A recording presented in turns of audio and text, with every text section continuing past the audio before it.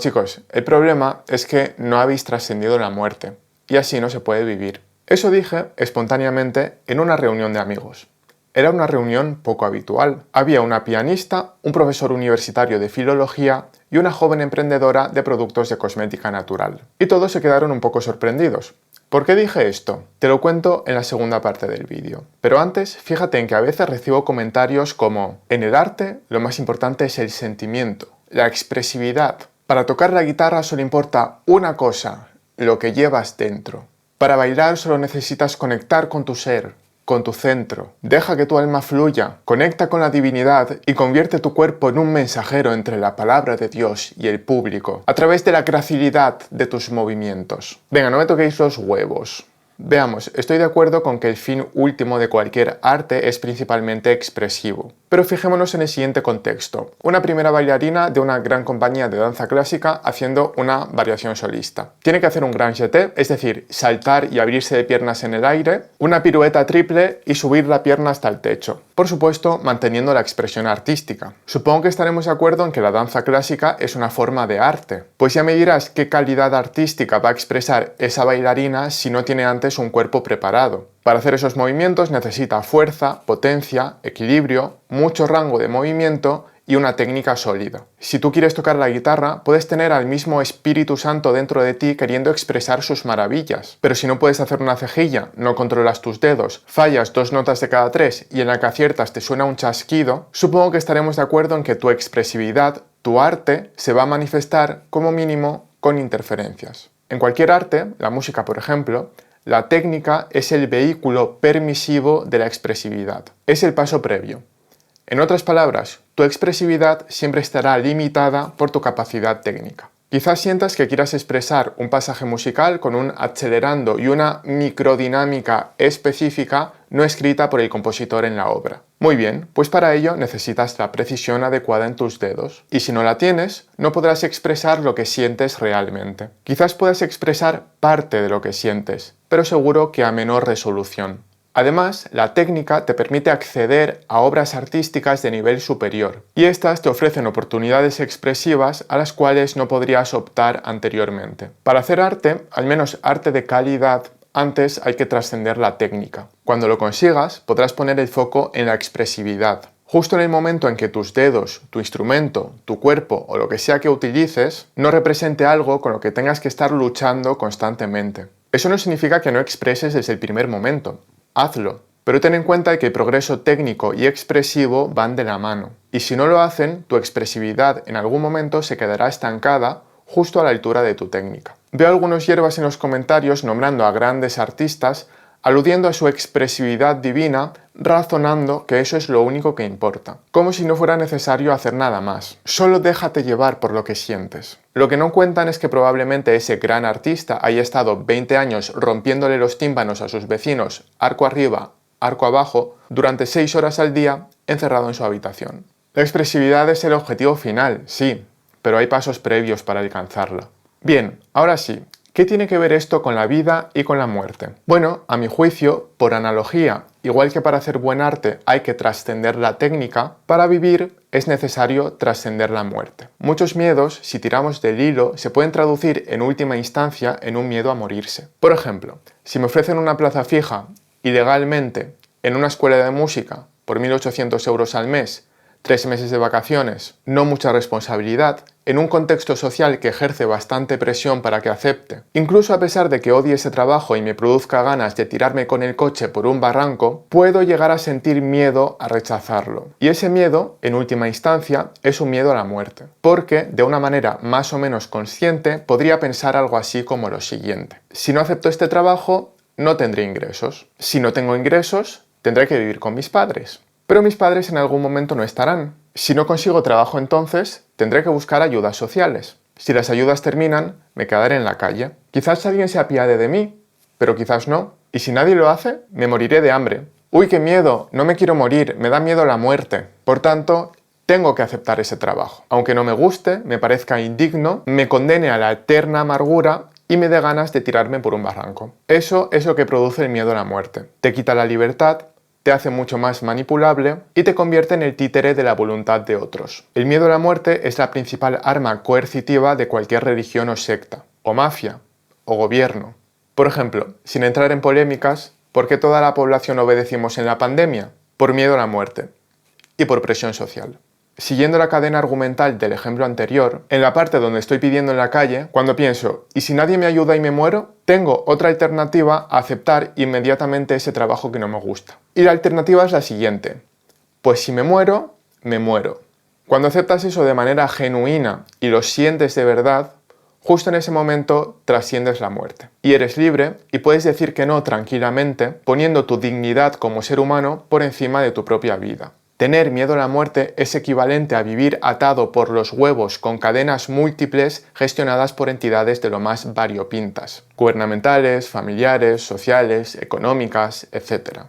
Antes de continuar, te quiero poner un ejemplo extremo de dignidad humana. Hay por ahí un vídeo de un soldado ruso en la guerra de Ucrania. Va con una moto, le disparan, cae de la moto. Está herido, probablemente sobre todo en las piernas, y no puede ponerse de pie, pero está vivo. De repente se acerca un dron kamikaze FPV y se para un momento delante de él. Esto es un dron de guerra que tiene una cámara y un explosivo que detona cuando el dron impacta en su objetivo, destruyendo al objetivo junto al mismo dron. En este vídeo, el dron se para un momento como mirando al soldado en plan: «Hola, ¿cómo estás? No te preocupes, amigo, será breve». El soldado mira el dron así tranquilamente, como aceptando la situación, sabiendo que no tiene nada que hacer y que en pocos segundos estará volando por los aires, descuartizado, muerto al instante.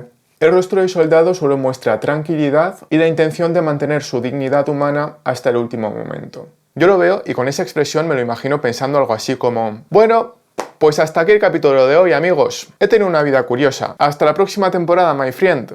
Nos vemos».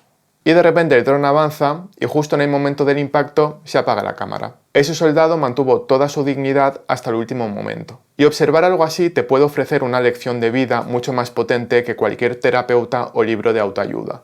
Trascender la muerte puede parecer complicado porque la muerte asusta, especialmente cuando no estás adscrito a ninguna religión que se encargue de gestionar el asunto, como es mi caso, por ejemplo. Pero en mi opinión hay una cosa que ayuda mucho y es convencerte de alguna manera de que la muerte no es el final de nada en realidad.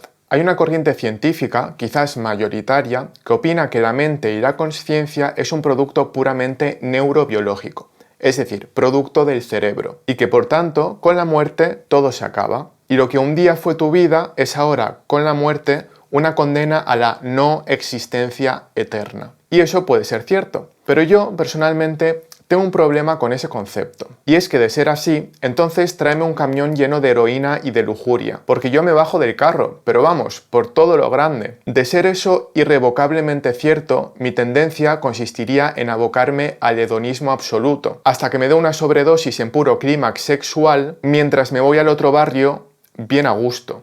Ni siquiera me molestaría en hacer estos vídeos y mucho menos en invertir 60 horas de mi vida en practicar la dichosa sonata de Antonio José a cambio de 1 euro por 3.000 visitas.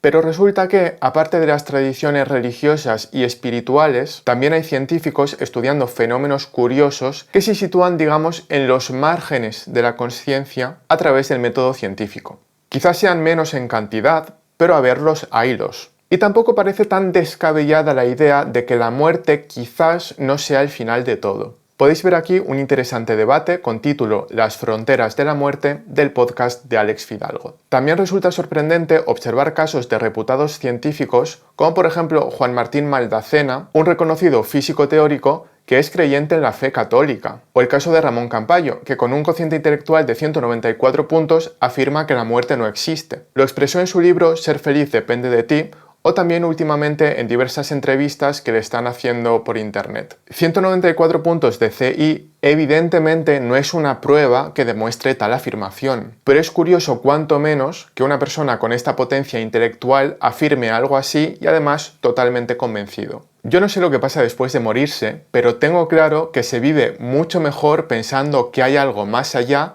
y que además ese algo es mucho más interesante. He estado bastante relacionado con personas muy creyentes y practicantes. Habrá de todo, por supuesto, pero en mi experiencia emanan una paz, alegría y tranquilidad difíciles de observar en otros ámbitos sociales. Además, suelen construir entornos familiares mucho más saludables, unidos y armoniosos. En mi opinión, la vida terrenal está muy limitada y honestamente no me parece para tanto. Creo recordar que en La Casa de los Espíritus Isabel Allende escribió algo así como: «La vida es una humorada de Dios. Por tanto, ¿para qué tomársela tan en serio?». Es posible que tras escuchar frases como que la vida no es para tanto o que lo que hay después es más interesante, se te ocurra entonces hacerme la famosa pregunta de Viktor Frankl, neurólogo, psiquiatra y filósofo austriaco, superviviente a varios campos de concentración nazi y escritor del famoso libro El hombre en busca de sentido. Entonces, ¿por qué no se suicida usted?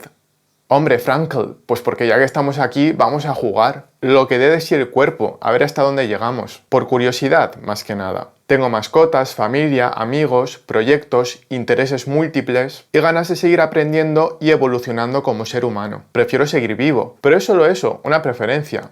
Si me muero, me muero. Es posible que la voluntad de creer que hay algo más sea simplemente eso, un sesgo de voluntad, un truco psicológico. Pero si así lo fuera, ¿qué más me da? La alternativa ya la conozco, y desde luego que es mucho peor. Otra cuestión interesante es que todos en realidad ya hemos estado muertos. Ya tenemos esa experiencia. ¿Dónde estábamos antes de nacer? Seguramente en el mismo lugar que después de morir. En ese lugar cualquier cantidad de tiempo pasa en un instante. Todos los millones de años anteriores a mi nacimiento se me han pasado muy rápido. No los he notado, de hecho. Si mi vida ha tenido lugar ahora, no veo por qué no puede tener lugar en otro momento. Incluso aunque pasen otros tantos millones de años, no los voy a notar. Otro tema a considerar es que si en efecto, como dicen algunos científicos, la consciencia es un producto del cerebro, entonces cuando se apaga el cerebro, es decir, cuando mueres, se apaga la consciencia. En ese caso, no sería posible ser consciente de tu propia muerte, lo cual significa que de ser eso cierto, lo único de lo que vamos a ser conscientes en la vida es de estar vivos. Por tanto, nunca experimentaríamos en realidad la muerte, por lo cual tampoco habría que preocuparse en exceso de ese vacío eterno, ya que jamás seríamos conscientes de él, porque la consciencia habría muerto junto al cerebro. De todos modos, prefiero la otra versión. Es mucho más divertida e interesante. Pensar que somos eternos y que esto que experimentamos es simplemente una forma particular de esa eternidad. Ya que a día de hoy no es posible demostrar ninguna de las dos versiones, y ya que tenemos la capacidad de crear nuestra propia realidad subjetiva, es mucho mejor pensar que somos la hostia, seres divinos con superpoderes, eternos, experimentando una realidad terrenal momentánea. Como si nos estuviésemos dando un paseíto por el planeta, vaya. Se vive más feliz así y no hace falta adherirse a los mandatos de ninguna religión para ello. Así podrás disfrutar de hacer el amor tranquilamente sin restricciones ni condicionamientos extraños, como casarte por ejemplo para obtener el beneplácito de tocar una teta, mientras mantienes tu divinidad intacta sin necesidad de una organización externa que te la acredite.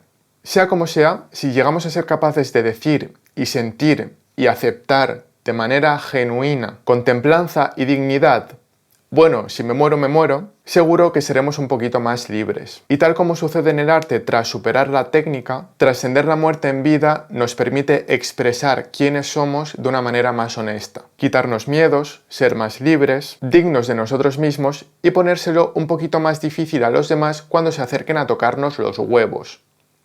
Por último, es importante comprender que si me muero no es una excusa para abandonarse al nihilismo, es decir, quedarse en el sofá sin hacer nada y no tener ambiciones ni proyectos. Trascender la muerte no significa querer morirse. Yo prefiero vivir. Si tengo una enfermedad, intentaré curarme. Si me atacan por la calle, intentaré huir, correr, defenderme o sobrevivir de la manera que pueda. Y si David Sinclair, María Blasco, Aubrey de Grey, Carlos López Otín y compañía se ponen las pilas y nos alargan la vida hasta los 150 o hasta el infinito y más allá, pues perfecto. Toma, inyéctame tus pócimas mágicas, si yo encantado. Pero si en última instancia me muero, pues vale. Lo importante es no apegarse demasiado a la propia vida para evitar los problemas psicológicos que eso genera y poder así vivir mejor. Eso es trascender la muerte. Al final, se trata de reconocernos como seres independientes, con capacidades propias, por cierto, probablemente mayores a las que nos han hecho creer, y no perder la dignidad como seres humanos, y dirigir nuestra vida hasta las últimas consecuencias, con sentido común y, por supuesto, controlando los miedos que nos dificultan nuestro proceso evolutivo como personas.